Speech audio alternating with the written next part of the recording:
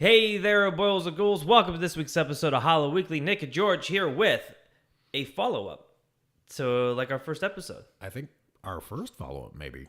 Yeah, this is the first follow-up. Right? Yeah, like part 2, technically. That's awesome. Part 2 of Sympathy for the Devil.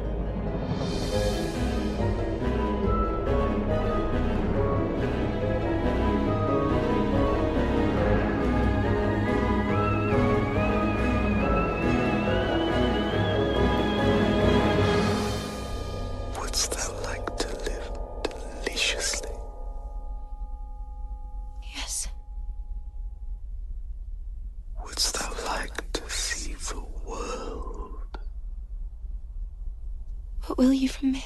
So, explain to them what this concept is. So our very first episode was we were trying to come up with the most sympathetic horror villains. I'm going to say villains, although sometimes it's not exactly the villain. Yeah. Right? It gets a little hairy. Right. And we had talked about Carrie, right, from Carrie White, and sort of like Stephen King, he has two sets of villains. Some are just like not sympathetic at all, like Randall Flagg from The Stand, and then some are super sympathetic, like Carrie, or I don't even know where you put Kathy Bates' character. I mean, she's sort of sympathetic, I guess, because she's got a lot of issues, but she's also not sympathetic. You feel bad for her. Right, Yeah, right. I guess you feel bad. there's sympathy in there, yeah. Yeah, and we discovered. So I think your number one choice was the original Mummy from the Mummy, Universal's Mummy, and my, we had a word for his girlfriend too. I forget. Nuts on a Moon. That's awesome. As I remember it. And mine was Samara, and so we wanted to revisit that episode and then catch up with what's happening, what the trend in how horror villains are being handled in recent horror, and then pick some of our new most sympathetic ones. So we each got 3 new ones from basically the last 2 years. Don't hold us to, I mean, if one of them's like 26 months out, like whatever. Have some Close enough. Have some sympathy. Exactly. Easy. So let's talk about before we get to the list, let's talk about so I don't think anything really. I feel good about all my picks from the original one. I feel good about all your picks from the original one. The sequel Rings came out and messed up my Samara choice a little bit. So I mean, once you pick something from a franchise, the franchise has the opportunity to just straight up screw it up for you. Yep. By retconning or doing like terrible movies or whatnot, right? So it got a little messed up just because they filled in a little backstory that made Samara a little less. Because I was focused really on the fact that she lived in a well and an attic and got tortured. Yeah. Basically, right? So it makes her whole revenge motif pretty sympathetic. So I still feel good about her. Rings effed it up for me a little What did they bit. do to her? Well, I mean, honestly, it was basically amplifying the revenge to I liked that her revenge mission was specifically focused on one person at a time and then got passed on. But in this one, they decided to do the crappy, like, we'll show the ring tape to everyone on a fucking plane and then the plane will crash. Like, you know what I mean? Like, it became in mass revenge instead of like personal one-on-one revenge. So it became almost less intimate. Is that weird? Yeah. And it took some of the shine off it for me, like, whatever. But it's still one of my favorite characters from modern horror, so I'm still gonna go with it. You got a remake of The Mummy. Yeah.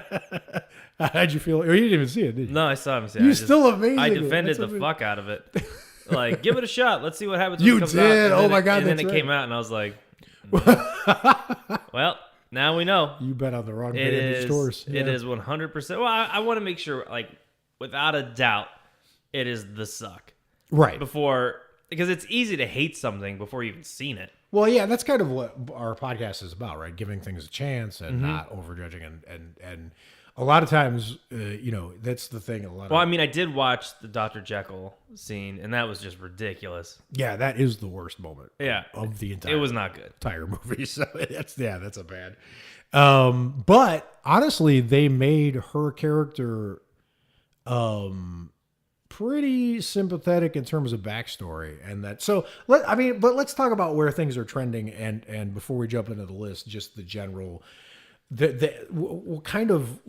There's all these terms I see getting thrown around online for new horror or non-horror or quiet horror or A24 horror or whatever way you want to call it. Right? Blah, blah, blah, but there are a lot of movies when I was going through this list where there's not even an identifiable villain at all. Like It Comes at Night, which may or may not even be a horror movie, right? And then the villain may or may not be, spoiler. It comes to that. The spoiler comes right now. It's either humanity or the plague. Take your pick, depending on how you interpret the movie, right? Or both. So there's no like identifiable villains in some of these movies, and I don't know how I feel about the lack of backstory. What do you think about lack of backstory in terms of? I mean, it depends, like villain to villain, really. Like I don't need a backstory for Pennywise. Just rock and roll. Go straight ahead. Right. Like Train to Busan we were talking about, which is a great movie, but we don't get the backstory of the zombie outbreak or what caused it. Right. So there's no really villain in this one. There's not even like one iconic zombie, is there? No, but there was like the one guy who kind of tries to dick over other people on the train so he can get ahead. Oh, that's so like right. he would be considered. It's sort of like Walking Dead-ish. Like the zombies they are the villain, but like they're not the villain. Yes. You know what I mean? Yes. I think it falls under like something like that. All right, fair enough. And then like Twin Peaks: The Return, which we know was one of my favorite things to happen.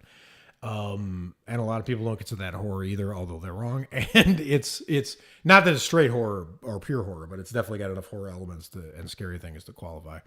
And that the villain in that was technically Bob or Judy as it became, but we were following Evil or Dirty Cooper a lot. Dirty Cooper. There's not a lot of sympathy there for any of those, villains. But the villain. So basically, backtrack for a second. 80s horror. When I think about the icons, they all eventually got backstories. And they all eventually got some kind of sympathy elements put into them, right? So whether it's Jason, Michael, Freddy, Pinhead, even if it didn't start that way, like it obviously didn't start that way with Michael, right? But then as the franchise grew, you got like, especially in the Rob Zombie version of the Halloween movies, they were building in a big backstories and sympathetic elements, right? Yeah. And I feel like most of the times that makes it worse. It depends. Like I know, like whenever like it comes down to origin stories, like I always think of like the superheroes and how everyone got real fatigued on origin stories. So I don't know. It just really it depends. I'm trying to think of like what's the like none of the ones. Actually, one of mine is an origin story. Okay. On the list. Okay. Cool. And it makes sense for that. But then another one isn't really an origin story, but you're kind of there at the you're not even really there at the beginning of this person's life. You're there quite a few years after, or quite a few years after they're right born. Interesting. I don't know. It just really depends. But they're not really developing that kind of like iconic villain. There was, Creep 2 is a kind of a extension, and then Happy Death Day definitely created a new horror villain, possibly. Yeah, maybe. Yeah. They're making a sequel, so it has to be. Yeah. Right? That mask is cool as hell, so that's... Well, some of the films we were talking about, like, which is technically an origin story, was My Friend Dahmer. Yes. And that was fantastic. Yes. And it's interesting. It depends on how interesting their backstory. But that's a real backstory. Yeah, right. But, like, still, even told as a story, like, if I just woke up, like, today with, like, fresh knowledge and I watched that, I'd be like, wow, that's a great origin story. Who's that about? Right. I don't know. It just, the whole origin story of the villain thing is interesting. But we're gonna get it with Venom technically. Yes. Later this year, so that could be good or it could be crap. Totally. I don't know. I don't. That's what we do. We're holding out hope. So let's do our list though, because I'm curious to see. Now you got me excited to find out what. Though I will say for this, for Sympathy, I don't know if you need a big amount. I don't think you need a big amount of origin story for Sympathy. I think you need to know their motivation, which motivation goes a little bit into origin, but not fully. No, you're absolutely right. You just need to know like the tail end of what pushed them to do the things they're doing. which is what I try to think about for these. Well, one of mine, we have zero origin story. We have some implied origin story, but it's not dealt with in the movie at all, like literally at all. And I think I think you're right. I mean, that's a case by case. It depends on what the filmmaker and the writers try to do. It depends on how good they are at it, right? But there's different categories of like you said, of the motivation and how much backstory you get and whatnot. So, but it's weird. It also depends on how the movie plays out kind of in the culture, right? So like, I know you hate the movie Backcountry, right? So I was the bear one? Yeah. God. I was okay with it. I mean, it's definitely slow, but I think it was overhyped for us is the problem. well, that totally makes sense. I mean, it's not a great movie, but it's if what it was, I saw what they were doing. I just felt like it was a short. It should have been a short, right? But you know, the bear is basically protecting its territory / maybe hungry or not hungry or who knows, like whatever. And there's zero sympathy. It's just the way that goes down, right? But like Jaws is sort of the same situation, defending his territory, hungry, but I have way more sympathy and affection for Jaws. And at one, it's just how it played out in the culture, right? Yep. Because it's more familiar. Two is the first time I met him, he turned on people who were actively hunting him. See, the bear just attacks people in a tent. Yeah. So they stumbled into his territory, but they didn't Although that's not true. I'm lying because I mean, Jaws opens up with him eating a swimmer. So I don't know. I think it's just a culture poster image thing. I think it's the score for those films. Well, that's true. That's also which villain has the better score in that case. That's also that's very true. But so I'm curious to see what's on your list. What's your number 3? All right, so my number 3 is, and I didn't have a lot of sympathy for this character during the film. Oh, it grew on you. But, well, he would. And the thing I thought about for this character was I put myself in his shoes. Okay. He doesn't have feet, but it's Kelvin. It's Kelvin from Life. Yes. And I had to think about it this way. All right, so for those who aren't familiar with Kelvin, a spaceship takes a sample from Mars. They discover it's an alien that's like all muscle and all brain at the same brain. time. Yep. Yeah. So it's just a big fu. But it's super tiny. It starts out super tiny, and then it feeds and it grows and it grows and it grows. Yep. And that it's just doing what it knows. And so I thought to myself, what if I was the last human being on Earth, and a spaceship came, scooped me up, and instead of aliens, it was just walking slices of pizza. And they took me back to a planet full of other walking slices of pizza. I'm just going to eat the shit out of all of them. Because I don't know any better. No, you love pizza. I'm just gonna go to town eating all these motherfuckers. That's very true. And so I was like, you know what, Kelvin, I'm gonna give you a pass. You're just doing what you know best. Plus, you're gonna be extra motivated because you're hungry and the pizza's abusing you. Because I mean, they mistreat Kelvin. They were zapping them and prodding them with some shit. Yep, exactly. So if like a big group of slices of pizza gathered around you and started, you know what's funny? Electrocuting. We got a little bit of an origin story for Kelvin. Now that I think about it, I'm actually going to have to think about how much origin story went into that. Well, one of them is a whole origin film. But you get a little dose of like what they're about. And I know he technically wiped out Mars because there was they said that there was living things on there.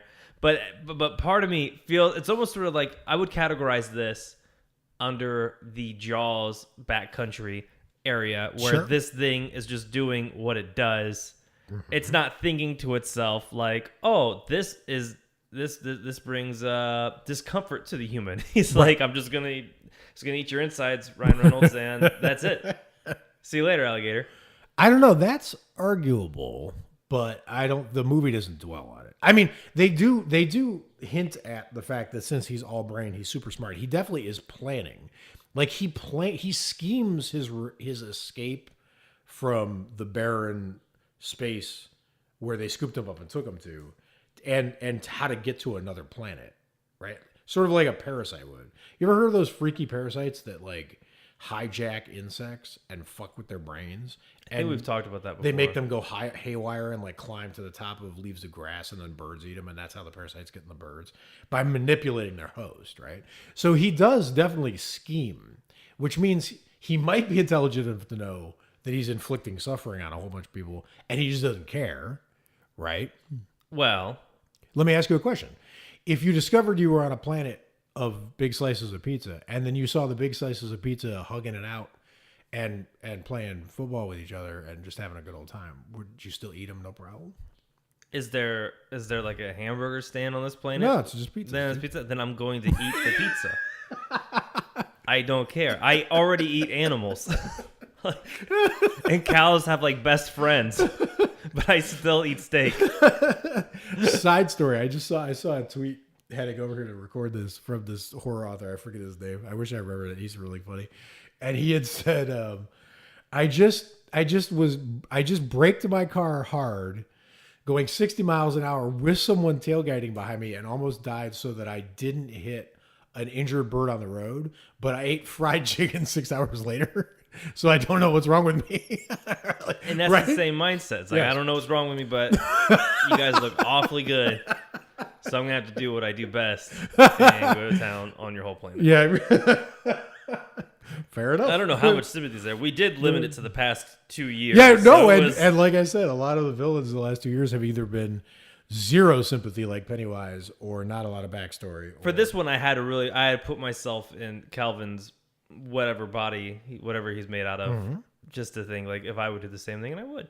Yeah, my other two are a lot more actually sympathetic. This is just more of like I mean, I got to be honest with you though. We're focusing on the eating thing, right?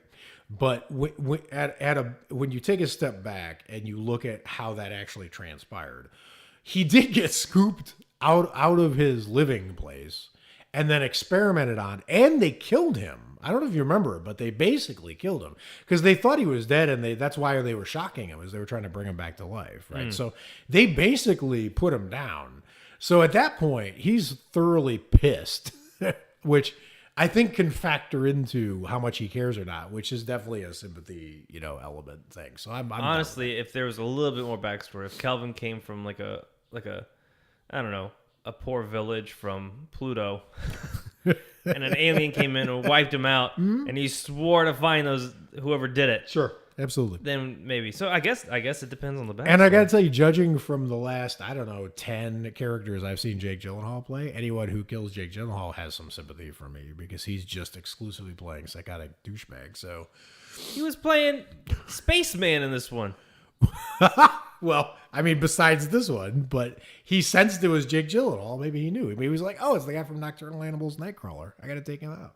Maybe. You never know. Or he was like, I didn't like, what was it, Southpaw? Oh, yeah. Oh, and he also took down Ryan Reynolds. Yeah, like really early on. Like, yeah. Like way too fast. Faster than anyone thought. Like, yeah, for sure. All right, I like it. All right, so that's Kelvin. That's my number 3. Now I want pizza. I'm still a little lukewarm on Kelvin. To be full disclosure, I was gonna put Mother where Kelvin was. Well, that's a whole. But I didn't know who to point the fingers at. Do I point it at Javier Bardem playing God? Do I point it at all the other characters playing out humanity? And I was like, I don't even want it. That's an hour and a half. I would give 3 slices of pizza for you to give me one convincing reason why I should feel any sympathy for Javier Bardem's character in Mother. He just wants to make a perfect paradise. He's God. Yeah, but still, he's got to roll the dice. He's like, all powerful, and he still fucks it up. How do you fuck? Maybe he's not as all powerful as you thought. Well, obviously, right? But because if he was all powerful, like he would have been like, "There's a fire in the fire." Let's get that fire out in the kitchen. But he didn't. So I don't think he's all that a bag of chips, man. I think he's got to figure some shit. He's got a mindset. I mean, did he like toss a baby to get devoured to a crowd? I feel like that just rules you out as a sympathy. He didn't like prike like throw him back. He didn't like Hail Mary the kid to the audience. He didn't walk it out. All right, it's time for a rewatch. All right, fair enough. Cool. So I'm gonna have some actual sympathy for an actual devil with mine. I'm also a little lukewarm on this.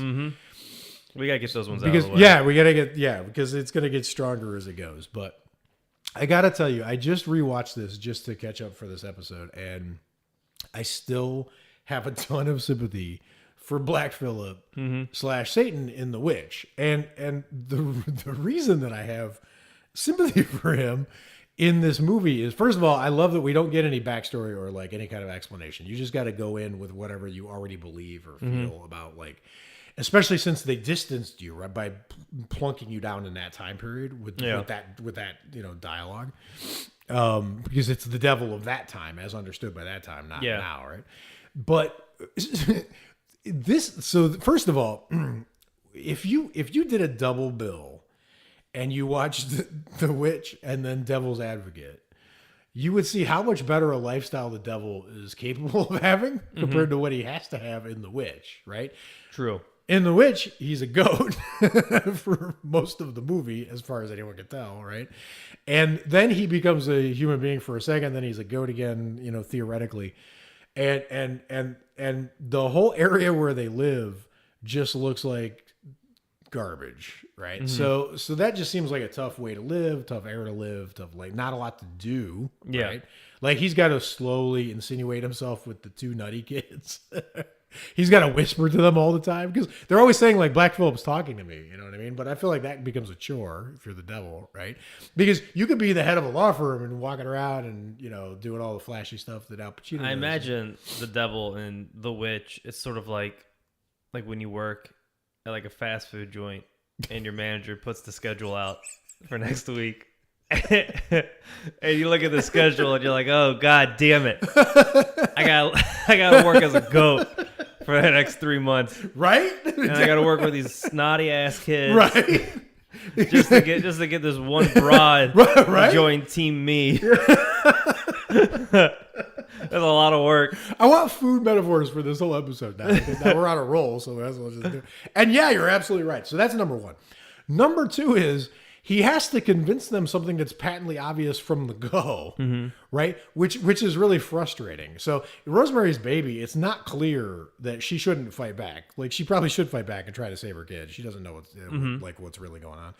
And in, like, Devil's Advocate, Keanu Reeves actually wins. He gets back to his good life with his good wife and, whatever. So there's stakes to be had there or whatever. But in this one, and you see it at the very beginning, and there's actually a really thing, which that's a super grim, dark movie. It was one of the things I like about it. But it was almost funny when I rewatched it from the context of this episode, because in the way the movie opens is, like, the head of the family, the husband, he gives this speech about how he's not going to compromise his beliefs. He's not going to live with the rest of society. He's taking his family and he's just moving out to this new place. They're going to go start fresh on their own, follow their own dream, right? Like, so he gives a speech and then he leaves. Now, the place they live does not look that great, but it's functional, right? Yeah. He's got roads and some carts and they got like a little pub and, some stuff going on, right? So then he goes, yeah, we're going off on our own. And then there's like this ominous like music drop. And then the camera pulls back and all you see is like nothing, woods and dirt and crap for, miles and miles and miles and miles. So the devil has to teach the people who did this that what they did was a bad idea. But what they did was patently a bad idea from like minute 2, right? So he's just trying to sell them on something that we knew from immediately, right? So that's just a thankless job. It's like, thank you, Philip. We get it. From that part, right? And then he's got to do all this work to convince them of something that's so obvious that when he ends up telling them at the end, his sales pitch is actually also, again, super dark and grim when you first watch it, and then funny when you think about it from the framework of our concept, because after he puts them through hell and after he kills the dad, he confronts Thomason and he's like, would you like some butter? Yeah. Would you like a nice dress? She's like, sure. He's like, sign here. He's like, do you see a book? And you're floating in front of you? She's like, I sure do. And then she signs, and then off she goes. Like, would you like to live deliciously? Basically, is you guys live like crap. Would you like a little less of a crappy life than you have? Sure. And then it's over, right? So like he has to do all this work for something that is just, I mean, literally, I feel like I could have walked into that movie and done the same thing without any of the other stuff that happened, right? I could have just walked in and been like, Thomason's doing down the path. I could be like, psst, hey, come over here. Check this out. Lando Lakes. It's like giving someone like an hour-long pitch when they already came in to buy. Right, totally. Now, the thing is that this mockery is completely underselling the element of faith in it, which is what's actually happening is that their faith is breaking down, right? Mm-hmm. Their faith in each other, their faith in the future, their faith in God, like that has to like sort of dissolve, like he's dipping it in an acid bath slowly as he is manipulative. So that part is there, but the rest of it is clearly like there. This is not like wouldst thou like to live deliciously is a question that I think I might answer yes to now without going through anything, right? So like that's also a part of the thing. But and then the only other thing that to me is sort of obvious there is that he's also telling them, he's demonstrating a point to them that is got to be kind of depressing for him as a goat devil to realize, which is, and I actually like how the movie did this. There's a cool role reversal in the movie, a gender reversal, where the dad is pretty incompetent, right? It's one of those strong female character movies. So the dad can't even shoot a rabbit, let's be honest. Yeah. Like he's a fuck up, right? But one thing he's really good at, do you remember the one thing that he's super good at in this movie? Complaining. There's two things he's good at in this movie. Chopping wood. Oh my God, this dude is He did so build a good. house. He is really good at chopping wood. He's always chopping wood. He just goes out in the middle of the night when it's raining and chops wood. He's really good at it, right? And then how does Black Phillip kill him? He rams him, guts him like with his horn, so he's bleeding, and then he rams him again into a big pile of his own chopped wood, which avalanches on him and kills him, right? So he killed him with his own wood. But the thing that's hilarious is, like Black Phillip hits him first and disables him, and he picks up his axe to fight back. And it's the axe we've been watching this idiot chop wood with for the last hour and a half, right? And he picks it up and then he just drops it because he's mortally wounded, so he's got no fight left in him, right? So the one time that motion, that expertise that he's been practicing the whole movie might have like been good, he doesn't even have the strength to do it, right? So the one thing he's good at, he can't do anymore. He drops the axe. He turns to Black Phillip. He's like, "Yep, you're my father." He basically says to him. And I'm watching it, and I'm like, well, of course. You're all bad people. Except for your daughter, all of you are seemingly bad people, right? So, like, the devil has to clear out the bad people just to get to the one person who might have some potential. The devil would be like, I want the bad people. Like, yeah, but maybe not bad, incompetent people, right? Maybe that's the problem. That is true. If you gave that dad like the power to fly, like right. all the other shit. Good point. It's like giving the person you don't trust superpowers, right. And then you're like, oh, we gotta keep an eye. Right, but that's the thing, is that's where I also felt sympathy for him, because I feel like Pennywise, say, versus the Losers Club, working together, that they are a worthy adversary for him. But Black Phillip's adversary is a guy who can't kill rabbits, who's good with an axe, but doesn't even get a chance to do it. So, like, you don't even have a worthy adversary. His adversary was actual Elmer Fudd.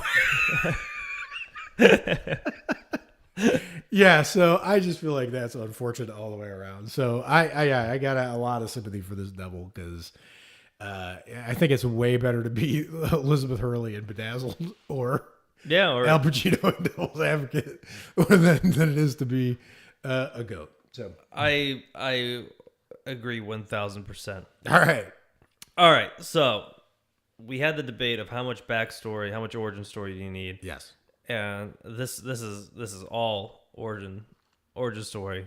I'm excited. But it's not really the origin of the character. It's the origin of the doll and all that shit. It is Annabelle creation. Yes. With Janice, the young girl who then escapes and changes her name to Annabelle, then kills her family like 12 years later. Yes. Down the road. Full backstory for this one. Full origin story. Yes. When she's Janice, she's a young girl. She's an orphan living with the sisters, and they get on the bus. They go down there to the family's house who lost their daughter Annabelle. And I also forgot how dumb the parents were. How so? because the mom in this film was like, if anyone wants to, live, like she was trying to get her daughter back. And she was like, anyone can come in. Oh, that's Remember? right. And she basically, That's right. she pretty much invites the demon in. Yes. She thought like an angel was going to take over. No, but, totally. but the demon's like, I'm going to live here now. Yeah. So It's either here or be a goat. So yeah. And so poor Janice has no idea that she's walking into this family like, hey, we're going to have a great life. I'm definitely not going to get possessed. And I'm going to feel real good. Yes. And, the other thing is I feel like you should never walk into a situation saying to yourself, I'm definitely not going to get possessed. Twice. Yeah, technically. Well, no, she gets possessed once, technically. But she becomes an orphan twice. So not only does, like, life is just really kicking rocks at this poor girl. Yes. Because she's an orphan going into this family to live with them on the farm. Then she escapes to go, and then she goes to like Santa Monica to become an orphan again. Yes. Where then she then gets adopted and then kills her parents.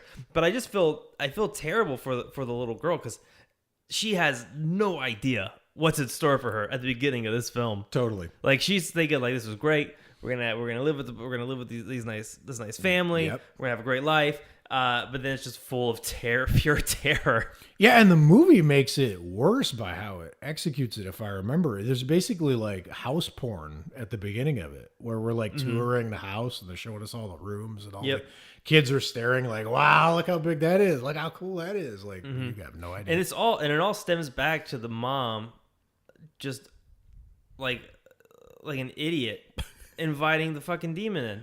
Yep. So like if she had just kept her goddamn mouth shut, Janice would have stayed Janice and not murdered two people in their house 12 years later when she joins a satanic cult with her boyfriend.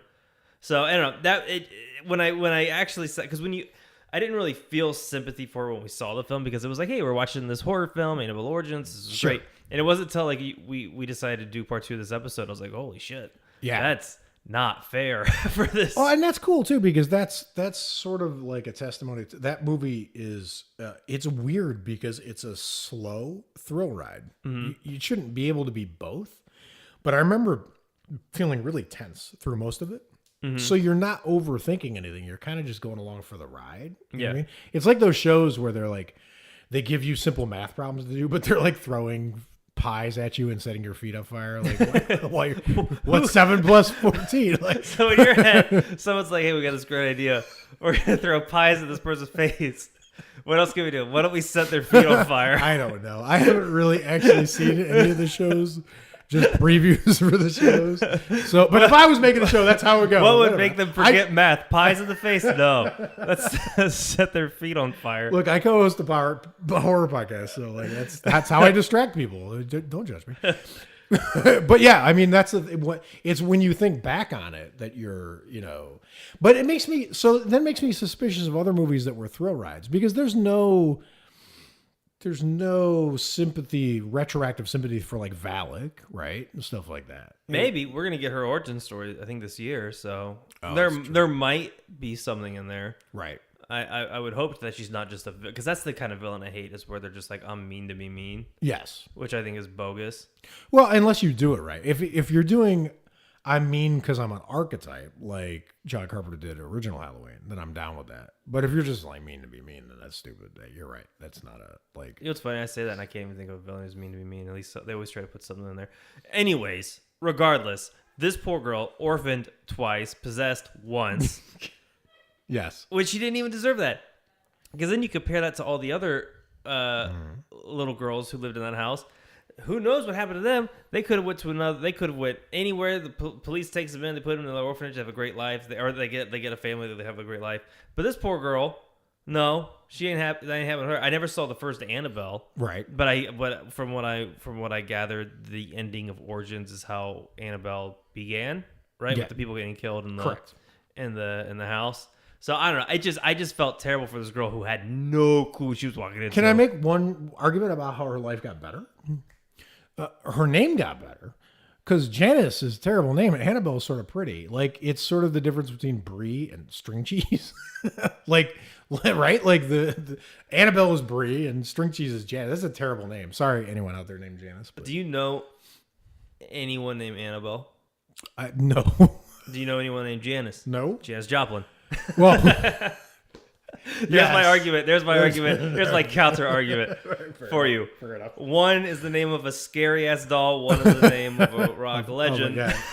So, all right, fair enough. A scary ass rock legend. But okay, fair enough. Wait a second.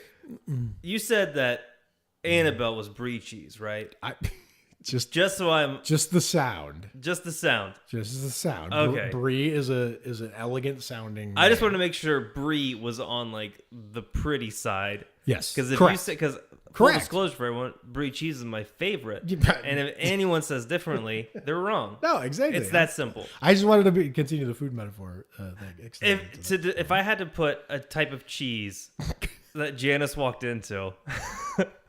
Because we got to keep it food related for this episode. Sure. Janice walked into a house full of blue cheese. Yeah, she really did. Blue cheese crumble. Or really just disgusting ass cheese that shouldn't exist. Yep. She didn't deserve it, but that's all she got. No. And I feel terrible for her. Yeah, I do too. The more I think about it, the more it's actually very sad. When I pieced it together, I was like, oh shit. Yeah, no, she was an orphan who just got completely shit on and then became an orphan again and then killed her parents. Like, it was just all bad, nothing good for her. And I felt absolutely horrible for Janice Annabelle.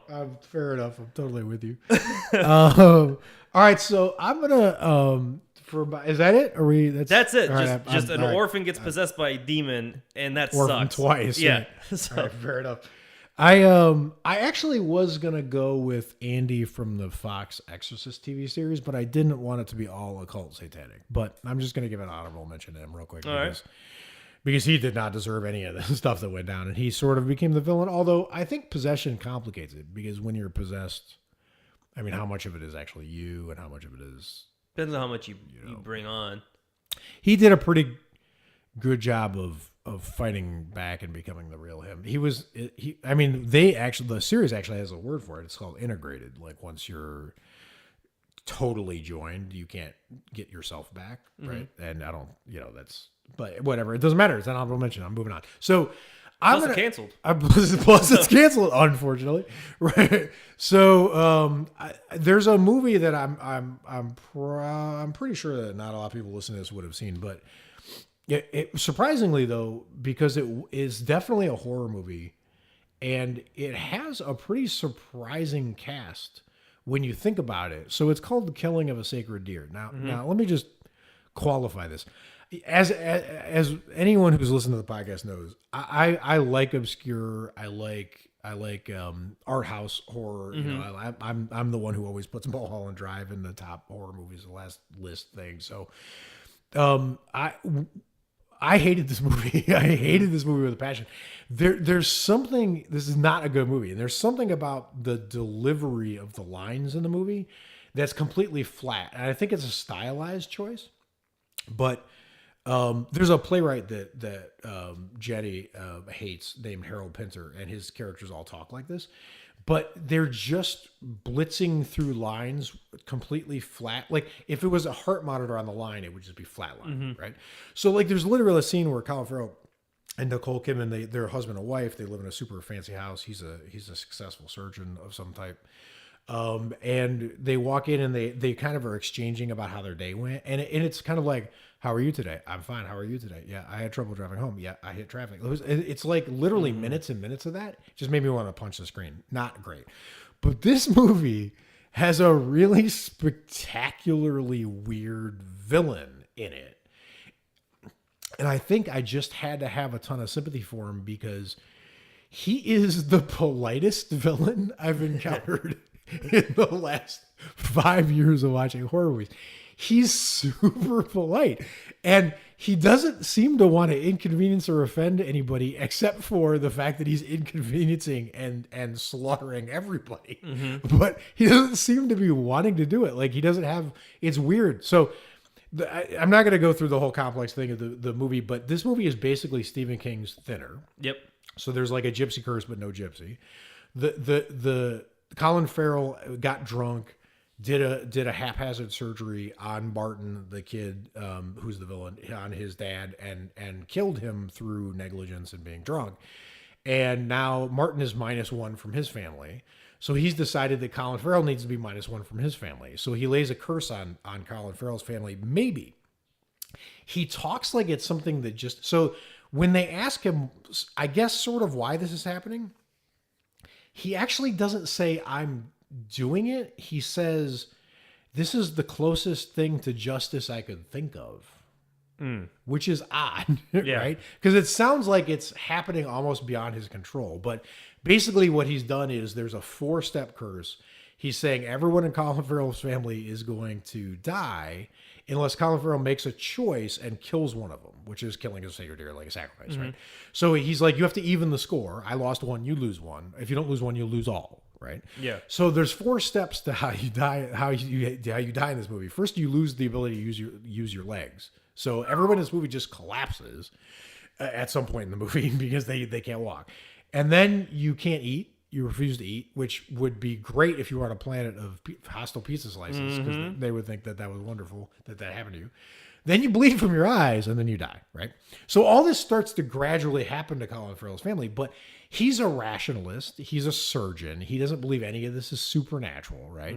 So he just will not believe. And this is, I was telling you before we recorded, it's the most unintentional, it's the unintentionally funniest moment I've seen in a horror movie in like half a decade.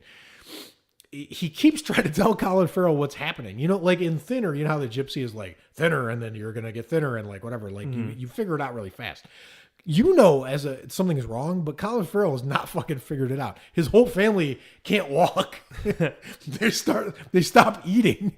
There's a scene where he picks his kid up who can't move his legs, and he keeps flopping him down in the hallway at the hospital. Just like, I know you can walk, you're faking it. Walk, and he throws him in the kitchen. Just like, Jesus Christ. So he still thinks there's a rational explanation for this, but Martin keeps trying to tell him that there's not. And then finally Colin Farrell's like, I'm a super busy guy. And Martin's like, look, I know what's happening to your family. No, really, I can tell you. Colin Farrell's like, look, I only got 5 minutes. So they go meet in a cafeteria. I got 5 minutes. I got to throw my kid around. I gotta go toss my kid around and be an asshole. So like they meet, and then Colin Farrell's like, all right, so like whatever. And Martin's like, you know, we used to get along and now you're ignoring me. And Colin Farrell's like, all right, now we're down to 2 minutes. And the kid's like, oh, okay. All right, so I cursed your family. They're sort of your family's cursed. They're gonna die. They're gonna bleed from their eyes, and they can't walk, and they're gonna get starving, and they're gonna do this. And he's like, sorry, I said it as fast as I could. Do I have 2 minutes? I didn't mean to use a lot of your time. And I was crying because and it would be a mind game coming from another horror villain, but this kid is all in. He's a great little actor. He literally is like, oh my God, I didn't realize, oh, you're so important. You got busy things to do. No sarcasm, right? Like, let me just explain the plot to you, whatever. And then Colin Farrell's just staring at him, like whatever. And then the kid looks at him and goes, so that's it. Do you have any questions? Colin Farrell's still staring at him like he's nuts. And he goes, all right, well, I mean, is there anything else I need to tell you? No, I don't think. Something I meant to mention. By the time they hit stage 3, it's going to speed up and they're going to die within 24 hours. So like when stage 3 happens, he goes, do you remember what stage 3 is?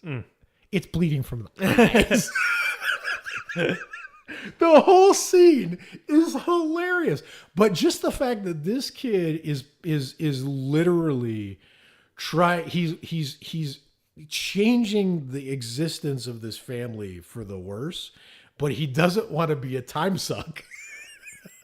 Makes me like sort of love this kid. I think he's great. Does he show any remorse to the curse, or is he like? He absolutely shows zero remorse, but he also shows zero glee. Right. So spoiler for how the movie ends is Colin Farrell makes a choice in a dark and hilarious scene where he spins around in circles with a sack over his head and just randomly lets a gun shoot one of his family members. And then the movie cuts to the family's at like some dingy, depressing cafeteria, the remaining family members, because the son has been killed, and they're having some crappy, terrible food. And Martin walks in and he just walks past them, gives them a glance, walks past them, goes to the counter, and just orders like a burger. And they get up and they leave. And the camera flips over to Martin, and he has this look on his face. And I swear to God, the look is sort of like, hey, where are you guys going? Like, you don't gotta go. I'm just here. I'm not gonna bother you. Like, I'm just here getting a burger. Like, even at the end, he's polite. I don't know how to explain it to you. It's super weird.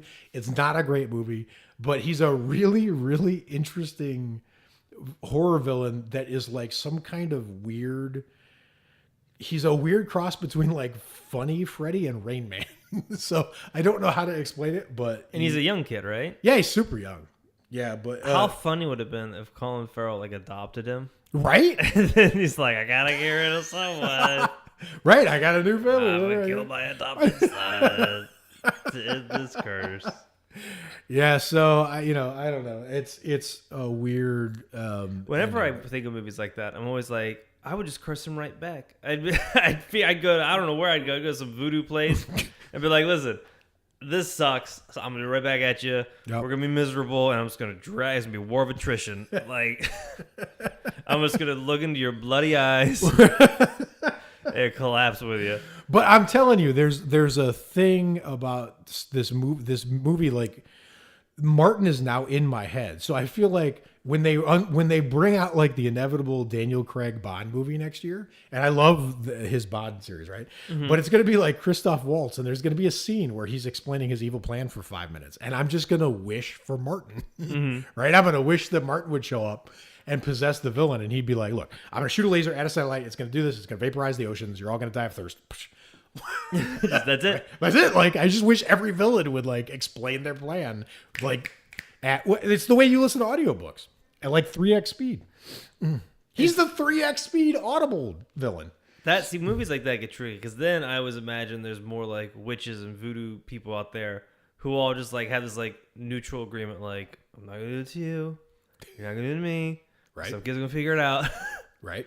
Professional courtesy. Yeah, I just whenever movies like that happen, I'm always like, man, I would just do something. I don't know. But I guess a potato sack over your head with a gun's the best option. I don't know. No, he's a surgeon, man. It's a stylish. It's like a monogrammed like ski mask with the whole. I don't know. See, I would have. I don't know. If I was a surgeon, I would assume that their eyes would bleed, and I'd be like, "Oh, we got to get these guys into surgery," and then I like accidentally like drop something. I'd be like, "Oops, I accidentally killed my." Yeah, but he didn't really want to make a choice. I think that he couldn't make a choice. And the one weird thing is that. It doesn't matter. It's not a great movie. It doesn't. But it was weird that Nicole Kidman. It was weird that the mom was involved because she was one of them, right? He had to lose one of them. But I feel like putting her in made the movie a weird imbalance because it should have just been the kids, right? Like he shouldn't have. I mean, honestly, he probably should have just shot Nicole Kidman. No offense, but like she's had some life. They're kids. Yeah. Right. So, but the other kids, if they don't experience it, they don't know how great it is. So you just. Pop that kid right in the mouth. I don't know. Colin Farrell's putting in between a rock and a hard place on that one. Fair enough. I don't know. That's a hard call. All right. What's your most sympathetic recent horror villain? All right. So I'm going to go with, and I got some backstory for it. Mm-hmm. And I got a reason why. Mm-hmm. I have a reason for all of them, but this one I feel the most strongly about. Is Henry Bowers in It. Yes. So, a little bit of backstory. You didn't get a whole lot in the film. I know we're doing like the movies, but I'm sort of cheeseballing the book in. That's just fine. So we can because it's the source material. Right. It's the source By the way, material. I've got to give you major points just for the creativity of finding a villain. I thought of Pennywise, but I never thought of Henry Bowers. I think that's cool as hell.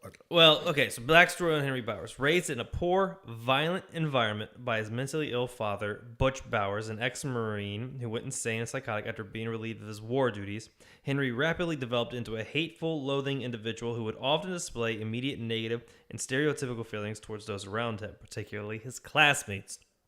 In particular, Butch's deep racism leads to Henry choosing Mike Hanlon as his favorite bullying target. And the thing that made me feel bad for him, like, is the fact that he had no choice. Like, he was just born into this family. Like, he didn't get to choose like who his parents were, what his upbringing was going to be. Like, he was just born into a big old pile of fuck. Yes. And it reminded me of someone I knew growing up who his father wasn't like a crazy Marine like type shit, but it was like a shitty household, and he ended up like going to jail for murder. Wow. But I remember like we would go places and like he would have like a great time. So I remember like the idea of like this person like if they just had a different upbringing, could have been a completely different individual, and that there are glimpses of hope within that person, which you don't really see. You don't see the small glimpses in it, but like they're there. Like if he didn't have the shit father, the shit family, the shit life, he wouldn't be a horrendous human being. See, I don't know that I agree with that, but I'm gonna go. You don't agree that if he didn't have a shitty upbringing, he wouldn't be a terrible person? Well, so without getting nature versus nurture and philosophical of like psychology, if we just stuck to the movie book, right? The movie and the book. The thing is that it would be different if the movie. So there are other children with really, really shit ass upbringings in the movie and the book, and they're still good people, right? Yeah, like Bev has a terrible upbringing. True. But she doesn't turn into like a racist nut job. Right? Yes. So like I think some people handle that in the universe of the movie and the book, right? It would be different if everyone had charm, great upbringings over here, and then this guy got this unlucky upbringing over here. And then you were like, oh, if he had been over in this box, he would have been like whatever. But Bev wasn't racist, so Bev wasn't taught racism. Well, like true. Mike Yeah, was growing up. very true. And it's a much more potent. Yeah, absolutely. It's just that's the weird part to me is that I feel like, I don't know, because I'm trying to imagine just like what your brain tries to grab, like where is the moment in the movie where I was like, man. And also, Bev eventually she had the support system of the Losers Club. That's totally true. Whereas Henry Bowers, friends suck. Yeah, he immediately attached himself to like the tall, lengthy bully kid, right? Who was friends with other bullies, right? So he immediately attached himself to the things he knew, which was his shitty upbringing. He saw that in the other kids and thought those were his people, and then they helped amplify it. Whereas Bev saw Mike and all the other people, and she learned that like, hey, maybe if we're not assholes, right? Life will be a little bit.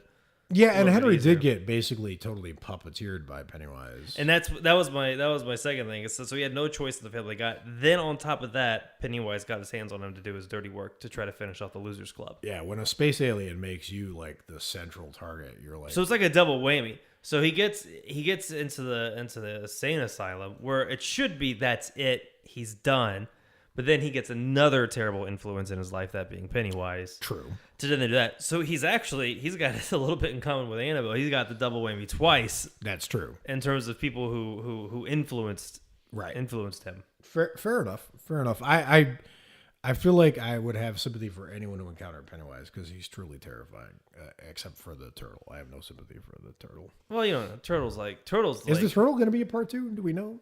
I don't know, but I know like the turtle's just sort of like this peaceful kind of deal. Like he just kind of like floats by. I remember in the book they like briefly like talk to him or something like that, and he's just kind of like he just says some like philosophical shit. He's like, anyways, I'm gonna get going, and they're like, okay, thanks. That was really nice. I had a really cool, chill high school teacher who walked around with a really, really gross looking thermos. And it turned out he was just drunk constantly. and he was always like everyone's favorite. Like he was super chill and like whatever. And I feel like that's the turtle. I mean, every time people were like, in school, they were like, you're not supposed to be in the hall. He's like, oh, kids like halls. It's like kids like halls. Kids like halls. That's a fact. What are you going to do? We're going to get rid of all these halls? Right. What are you going to do? There's going to be a series of classrooms? How's that gonna work? I'm like, I have what's that guy's name? Escher, the art with the staircase that goes around and around and up and down. I'm like, I'm seeing this in my head. That's how that worked. But no, I had it, and I couldn't have given it to Pennywise. No, yeah, for sure, yeah, because he's clear. He's clear on his intent. But I don't think has there ever been a sympathetic, intelligent monster? Like creature, not like a Hannibal Lecter, but like I guess Calvin was sort of possibly one of those. Like options. A creature? Yeah, because Pennywise is just a monster. He's a creature, but he's thoughtful, right? Like he's not a Jaws situation. Do you count the Headless Horseman? Oh, what about the Wolfman? Yeah, but he's like split, right? Like he's a dichotomy. You don't consider the Wolfman. Pennywise is a creature 24/7. You know what I mean? Like he's and the Headless Horseman. You wouldn't consider a creature because he's kind of just a dude with no head. He is kind of Dracula's an interesting case because But he has the form of a human, so like that's not like a creature. You know what I mean? Well, Pennywise has the form of a human, like in his most known form. Yeah, but he's still got that big ass head though. So he's got like a peanut head. It's still a little different. Still a little different. That's true. I don't know. All right, well, I'm glad it made an appearance because it would have been remiss not to touch on that movie in the last 2 years. That was the thing is, if we want to blitz through least sympathetic horror villains, I feel like the Armitage family or whatever the hell you call them and Get Out is probably the least. They were the ones I just could not. There's zero sympathy for them, right? And then there's other there were some straight up horror movies where I don't think there was any backstory added to the strangers, right? And there's no sympathy there. We mentioned Happy Death Day. I wanted to put I was trying to think of who is the villain. I was like, it's not the guy. It was the girl who poisoned the cupcake, and she was jealous about a boyfriend thing. So I was like, that's not really sympathetic enough. She overreacted. Yeah, a little. Yeah, that's a little bit of a. She stepped out of the boundary. Straight on up that overreacted. one. But then, what else was there? Oh, the other one that I almost put on there was Michael Shannon's character in The Shape of Water. Oh yeah, he was just scary. Yeah, and he's just doing his job. He's got a wife, he's got kids. He wants to just. He was overdoing his job. Yeah, right. He was very invested in the asset.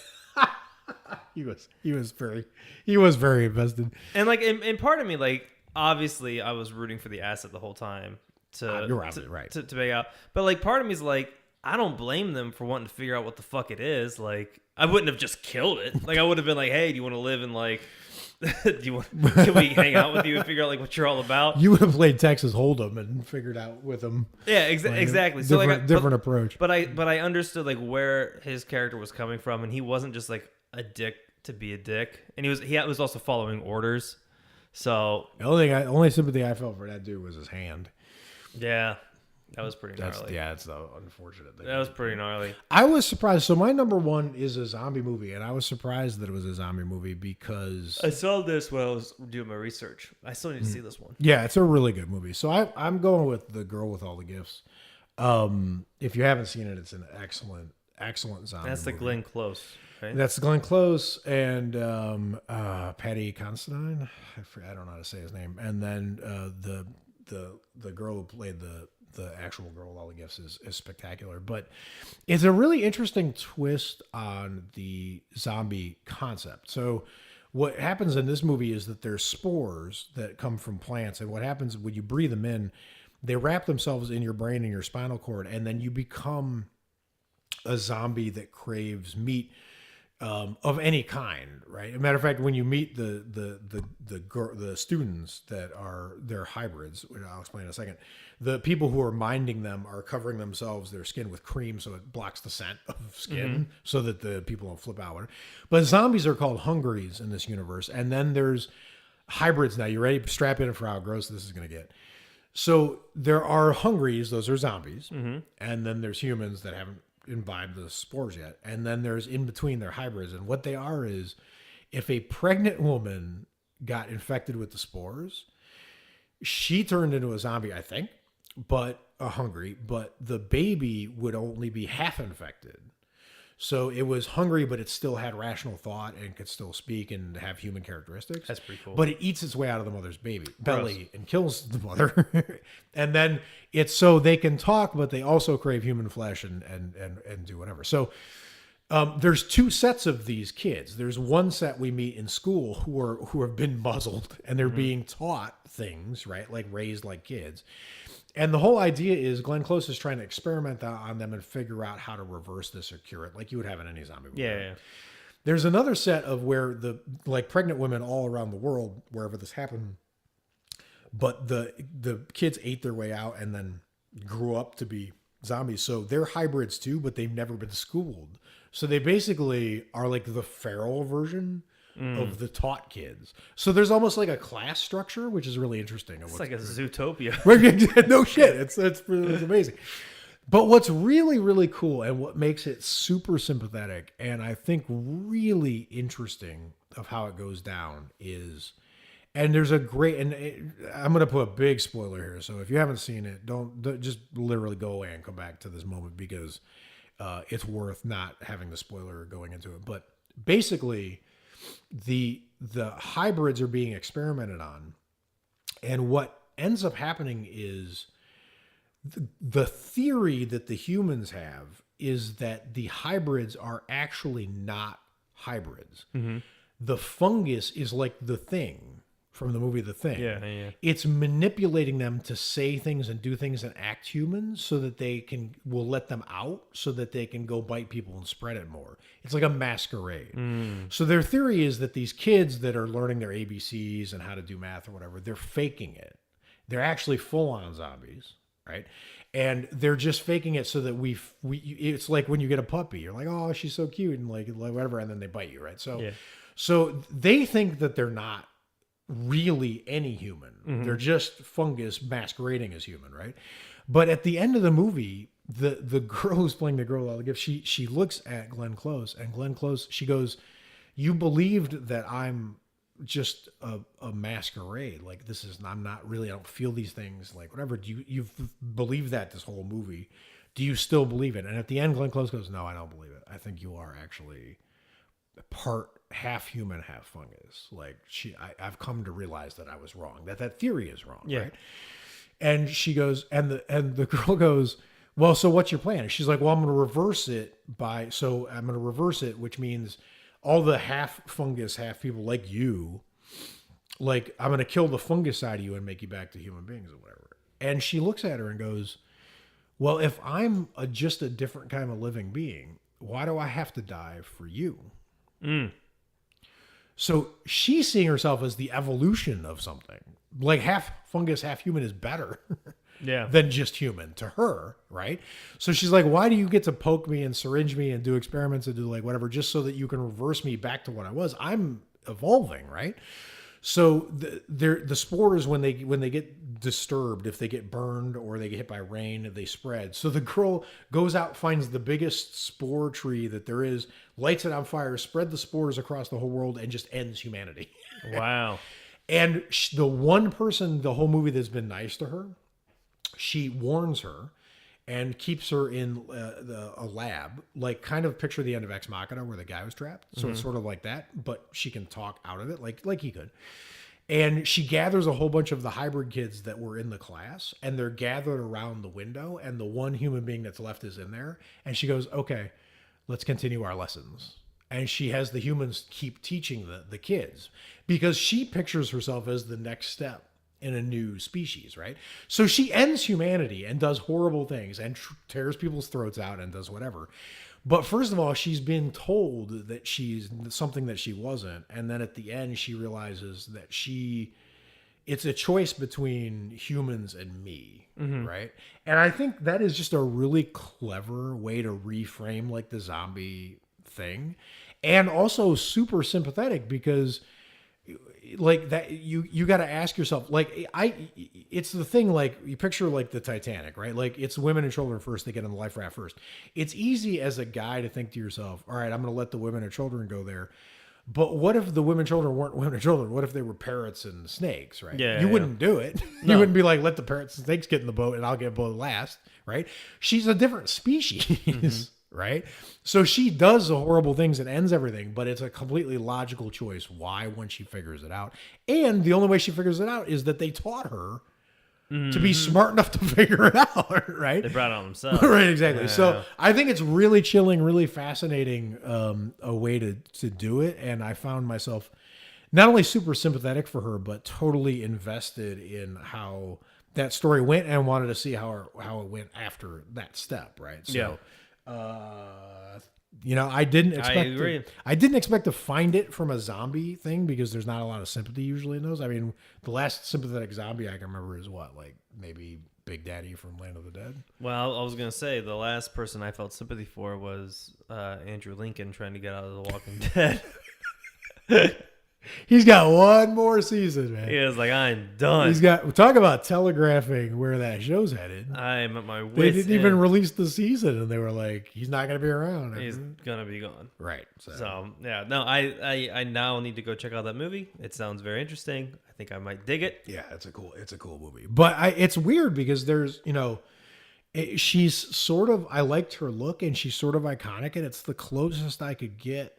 There were villains that came before our self-imposed time period, like the Babadook and stuff like that, where they had some like iconic, like you could, the look was something that made sense. There's a movie that came out recently called Terrifier with a clown. I'm not usually a fan of clown movies, but I think the movie's really good, and it has no backstory or whatever, but there's zero sympathy element, right? Yeah. So either it's not iconic, or the villain doesn't even exist anymore because it's quiet horror, like Quiet Place. Yeah.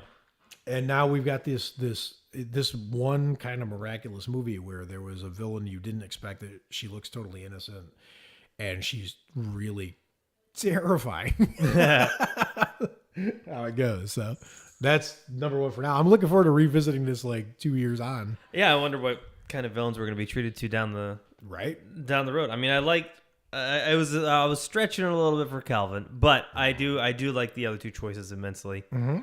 I liked the Calvin choice, actually. I think you're absolutely right. I think it was. I think that. I mean, that's the thing, is one of the things that Star Trek was really good at was like tell the prime directive, like, right, like, we're not going to disturb other civilizations. Mm-hmm. You just don't go down and like scoop up, relocate it without wreaking havoc. You're with us now. Yeah. So and they didn't do it on purpose, but it was still pretty rough ride for Calvin. So, but I mean, they did relocate him to a planet full of pizza slices. So not yet. They will. That's gonna be me. I'm gonna find my pizza. I mean, that's how life ends, right? Calvin's about to eat hearty. Calvin's about to eat. Yeah. He's gonna be the size of the planet by the time he's done. He's gonna be the size of the thing at the end of Cloverfield Paradox. Yeah, probably. That'd be kind of. I would see that. I would definitely see that. Yep. Make that a 50s movie. Yep. Giant alien versus the army or whatever. Yeah, them too. I'm there. It's hot. I'm there. All right. Well, let us know what you guys think is the most. Yeah. What horror villains have you had sympathy with, or thought had interesting backstories or whatnot in recent horror? Sure. Yeah, it's all personal. So there's got to be some other hot takes in there. Absolutely. I like it. So until next time. Watch a bunch of horror movies and stay scary. See you next week. Bye, guys. Bye.